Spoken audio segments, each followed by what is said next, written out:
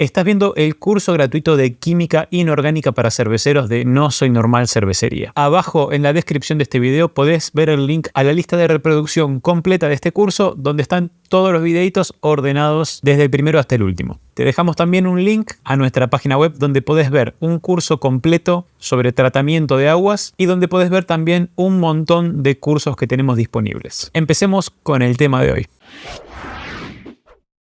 En el video anterior terminamos con esta cuestión de que el agua se podía comportar de dos maneras, como un ácido o bien como una base. Esto significa que en algunas situaciones, en ciertas reacciones químicas, va a poder donar protones, se va a comportar como un ácido, y cuando eso ocurra va a dejar atrás un ion hidroxilo. En otras reacciones, en otras circunstancias, el agua va a hacer lo contrario. En vez de donar un hidrógeno, va a capturar un ion hidrógeno, va a pasar a formar H3O positivo, es decir, va a formar un ion hidronio. Y en este caso se va a estar comportando como una base. Entonces dijimos que como el agua puede ser ácido y puede ser base a la vez, tendría sentido de que se pase y reciba protones ella misma. Esto ocurre y es lo que vamos a tratar de entender en este video. Esta disociación del agua, esta autoionización, está regida por esta reacción química. Básicamente, del lado izquierdo tenemos H2O, que es agua, y del lado derecho tenemos iones hidronio y iones oxidrilos. Es decir, hay dos moléculas de agua originalmente y una se está comportando como un ácido,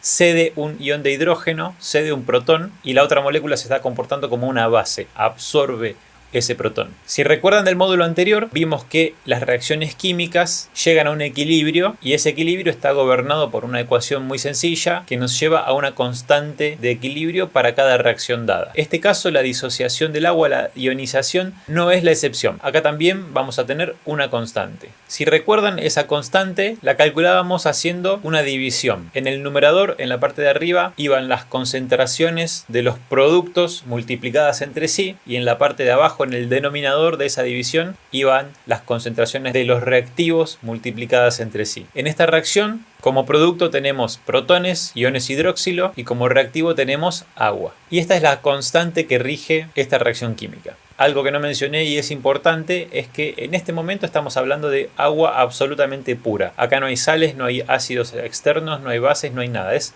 simplemente agua. Si quieren, pueden imaginarse agua destilada.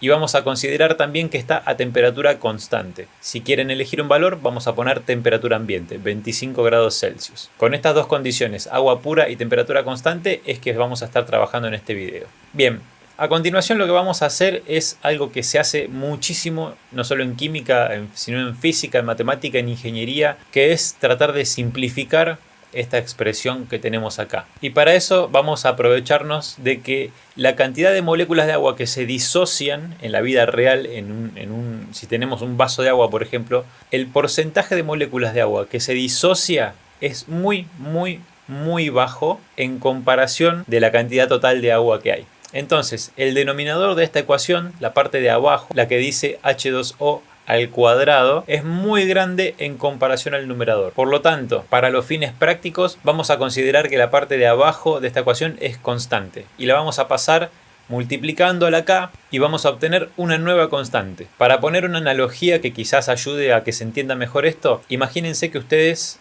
están tratando de hacer una máquina que levante un edificio, que sea capaz de agarrar un edificio desde los cimientos y levantarlo en el aire. Tendría que ser una máquina capaz de levantar muchísimo peso. Entonces ustedes tendrían que ver cuánto pesa un edificio. No tengo ni idea cuánto pesa un edificio, pero vamos a poner un número, vamos a suponer que pesa 1.000.000 de toneladas. Entonces ustedes en base a eso tienen que hacer los cálculos de cómo va a ser la máquina. Ahora, si yo voy con un mate, le apoyo este mate en el techo del edificio, ¿a ustedes les va a cambiar algo el cálculo de la máquina por tener ese peso arriba?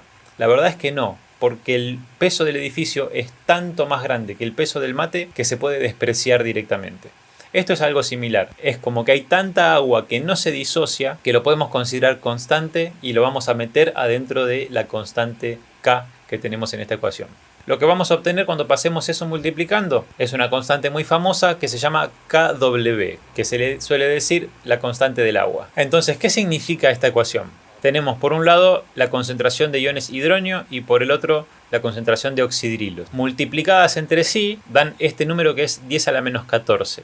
Es un número muy chiquito, como ya vimos en el módulo anterior, cuando vimos notación científica. Cuando los exponentes son negativos es porque tenemos 0,0000000 y un 1 por allá lejos. Entonces es un número muy chiquito. Y a temperatura ambiente, cuando tengamos esta agua totalmente pura, lo que vamos a tener es que la concentración de hidronios va a ser exactamente igual a la concentración de oxidrilos. Es decir, las dos especies van a estar en perfecto equilibrio. ¿Qué pasa si nos salimos del equilibrio? Si por alguna razón yo voy y hago aparecer, por ejemplo, más iones hidronio, ¿qué es lo que va a ocurrir? ¿La constante va a cambiar? La respuesta es no. La constante no va a cambiar porque por eso es constante, porque no cambia justamente. La constante se tiene que mantener. Entonces, si yo agrego iones hidronio y la constante se tiene que mantener, lo que va a ocurrir es que tiene que disminuir la cantidad de oxidrilos. ¿Qué pasa si hago lo contrario? Si tenemos un perfecto equilibrio y yo voy y agrego de alguna forma oxidrilos. Va a aumentar la concentración de oxidrilos y para que se mantenga ese producto constante va a tener que bajar la concentración de hidronios, sí o sí. De lo contrario, no se mantendría una constante y lo que se observa en la vida real es que esa constante se mantiene. Entonces, la conclusión de esto es que los iones hidronio y los iones oxidrilo no son independientes entre sí, son especies que están relacionadas y que están atadas por esta ecuación. La constante del agua siempre se va a mantener. Cuando no tengamos agua pura y tengamos un ácido disuelto, lo que va a ocurrir es que vamos a tener una concentración de hidronios más alta que esta del equilibrio. Por lo tanto, vamos a tener que tener una concentración de oxidrilos más baja. Y ahí vamos a decir que estamos en un medio ácido. Cuando pase lo contrario, vamos a tener muchos oxidrilos, la cantidad de hidronios va a tener que ser más baja para que se mantenga esa constante y en este caso vamos a decir que estamos en un medio básico o alcalino. Obviamente esto tiene mucho que ver con el principio que vimos de Le Chatelier, que la reacción evoluciona de forma de contrarrestar los cambios del entorno. En este caso, si lo pensamos desde el punto de vista de la reacción, si agregamos hidronio, por ejemplo, vamos a tener en la fórmula un exceso de hidronios. Entonces, la reacción va a tender a evolucionar, recuerden, de forma tal de compensar ese efecto. Es decir, la reacción va a tratar de disminuir esos hidronios. Entonces se va a mover hacia el lado del agua. Para moverse hacia el lado del agua necesita consumir oxidrilos, porque así funciona esta reacción química. Entonces vamos a tener menor cantidad de oxidrilos. Por esa razón es que terminan estando atados por cómo es la reacción química.